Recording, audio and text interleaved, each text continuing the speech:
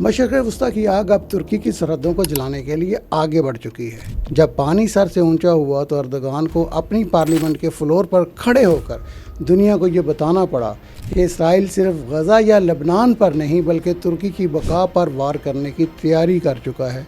Israel, यूनान और Cyprus ने मिलकर एक ऐसा खुफिया तगड़ा इत्तेहाद बना लिया है जिसका वाहिद मकसद तुर्की को उसके अपने ही साहिलों में कैद करना और उसे इस जियोपॉलिटिकल गेम से बाहर फेंकना है। इसराइल ने देखते ही देखते 650 मरबा किलोमीटर का शामी इलाका अपने कब्ज़े में ले लिया है। इसराइल खित्ते का पूरा जगराफिया बदल चुका है और अर्दगान के पास अब पत्ते बहुत कम रह गए हैं।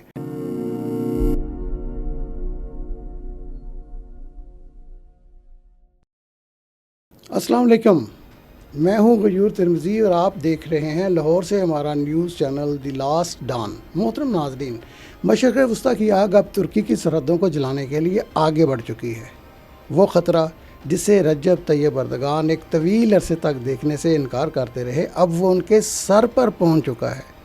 जब पानी सर से ऊंचा हुआ तो अर्दगान को अपनी पार्लियामेंट के फ्लोर पर खड़े होकर दुनिया को ये बताना पड़ा कि इसराइल सिर्फ गज़ा या लबनान पर नहीं बल्कि तुर्की की बका पर वार करने की तैयारी कर चुका है। अर्दगान का कहना है कि इसराइल कब्रस के मुनक़सम जजीरे पर तनाज़े की एक ऐसी आग भड़काने जा रहा है जो पूरे अफ्रीका और बहरे रूम को खाकसर कर देगी। लेकिन सवाल ये है, क्या अर्दगान ने बहुत देर से आंखें खोली? क्या आसमानी खिलाफत के ख्वाब देखने वाला लीडर अपने ही जाल में फंस चुका है?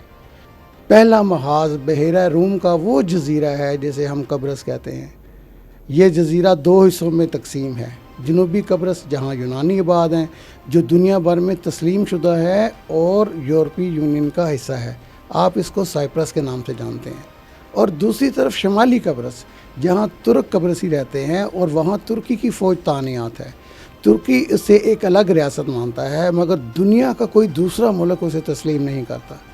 अब असल गड़बड़ और तमाशा यहीं से शुरू होने वाला है। इस पूरे समुद्री इलाके में कुदरती गैस, नेचुरल गैस के इतने बड़े ज़खायर दरियाफ्त हो चुके हैं कि जो भी इस पर काबज़ होगा वो आने वाली सदी का बेताज बादशाह बनेगा। तुर्की का प्लान था कि वो कब्रस के ज़रिए अपनी समुद्री हदूद को बहरा रूम में दूर तक ले जाए ताकि इन वसाइल पर तुर्की का कब्ज़ा हो। लेकिन इसराइल ने यहाँ टांग अड़ा दी। इसराइल, यूनान और जनूबी कब्रस जिसको साउथ साइप्रस कहते हैं, जो जिसे दुनिया मानती है, इसराइल, यूनान और साइप्रस ने मिलकर एक ऐसा खुफिया तगड़ा इत्तेहाद बना लिया है जिसका वाहिद मकसद तुर्की को उसके अपने ही साहिलों में कैद करना और उसे इस जियोपॉलिटिकल गेम से बाहर फेंकना है। अर्दगान इसीलिए तिलमिला रहे हैं क्योंकि इसराइल उनकी समुद्री हदूद पर शब खून मारने की मुकम्मल प्लानिंग कर चुका है। मगर कहानी का सबसे दर्दनाक और सनसनीखेज़ हिस्सा शाम का है, जहां तुर्की ने खुद अपने पैरों पर कुल्हाड़ी मारी। जब तक शाम में बशार अल-असद की हुकूमत थी, वो इसराइल की नाक में दम करके रखता था।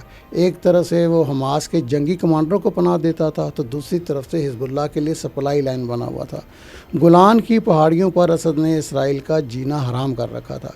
लेकिन फिर एक गहरी बैनुल-अक़वामी साजिश के तहत बशार अल-असद की हुकूमत गिरा दी गई। उस वक़्त अर्दगान खामोश रहे, बल्कि उन्होंने इस तब्दीली का खैर मकदम किया और ये तब्दीली लाने वाले जुलानी और दाइश के लोगों को सपोर्ट भी किया। मगर अब नतीजा देखिए, शाम में अबू मोहम्मद अल जुलानी की नई हुकूमत आई है और इस जुलानी ने आते ही क्या काम किया, स्ट्रेटजिक इलाके प्लेट में रख कर इसराइल को तोहफे में दे दिए। जुलानी बज़ाहिर भंग पीकर सोया हुआ नज़र आता है, जबकि इसराइल उसकी नाक के नीचे शाम के अंदर घुसता हुआ चला ही जा रहा है। मंतका फसल हो, जबल अल शेख हो, कनीतरा हो, दरा के मगरबी इलाके हों या वादी यरमूक, इसराइल ने देखते ही देखते 650 मरबा किलोमीटर का शामी इलाका अपने कब्ज़े में ले लिया है। जी हाँ, 650 मरबा किलोमीटर। जुलानी के दौर में इसराइल का असर रसूख शाम में इस हद तक बढ़ चुका है कि अब वह तुर्की की जनूबी सरहद पर दस्तक दे रहा है। नाज़रीन, आज रजब तैयब अर्दगान 2 तरफ़ा शिकंजे में आ चुके हैं। मगरब की तरफ से इसराइल और यूनान मिलकर उन्हें बहरा रूम में टफ़ टाइम दे रहे हैं और जनूब की तरफ से शाम में इसराइल अपना असर रसूख बढ़ाकर तुर्की की शहर रख के करीब पहुँच रहा है। یہی وجہ ہے کہ اردگان اب گھبرا کر پارلیمنٹ پہنچے ہیں۔ وہ براہ راست اسرائیل کا نام لے کر گرج رہے ہیں اور پس پردہ امریکہ کو پیغام بھیج رہے ہیں کہ اسرائیل کا راستہ روکو، اسے کھل کر کھیلنے کی اجازت مت دو۔ اردگان نے وارننگ دی ہے کہ اگر ترکی کو باہر رکھ کر بحیرہ روم یا شام میں کوئی بھی ڈرامہ رچایا گیا تو ترکی کا رد عمل انتہائی شدید ہوگا۔ مگر سوال یہ ہے کہ جب چڑیاں چگ گئیں کھیت تو اب اس گرج چمک کا کیا فائدہ؟ اسرائیل خطے کا پورا جغرافیہ بدل چکا ہے اور اردگان کے پاس اب پتے بہت کم رہ گئے ہیں۔ آپ کا اس بارے میں کیا خیال ہے؟ کیا اردگان اب بھی اس بازی کو پلٹ سکتے ہیں یا ترکی اب اسرائیل کے گراؤ میں آ چکا ہے؟ کمنٹس میں اپنی رائے ضرور دیجیے گا۔ لاہور سے اپنے میزبان غیور ترمذی کو دی لاسٹ چینل سے اجازت دیجیے اور چینل کو سبسکرائب کرنا مت بھولیے۔ خدا حافظ۔ پاکستان زندہ باد۔